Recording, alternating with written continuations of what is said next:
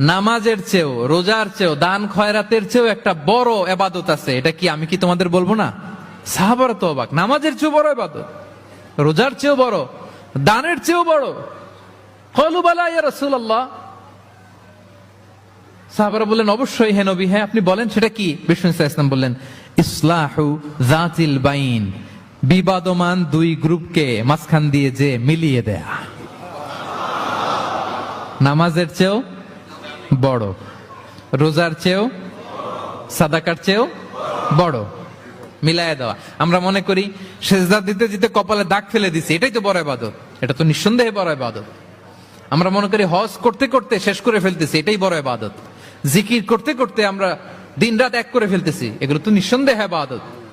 কিন্তু দুই ভাই বিবাদমান দুই গ্রুপের মধ্যে আপনি যদি মিলিয়ে দেন, এগুলো নফল রোজা, নফল দান, নফল সালাতের চেয়ে বেশি সওয়াবের কাজ। পড়েন সুবহানাল্লাহ।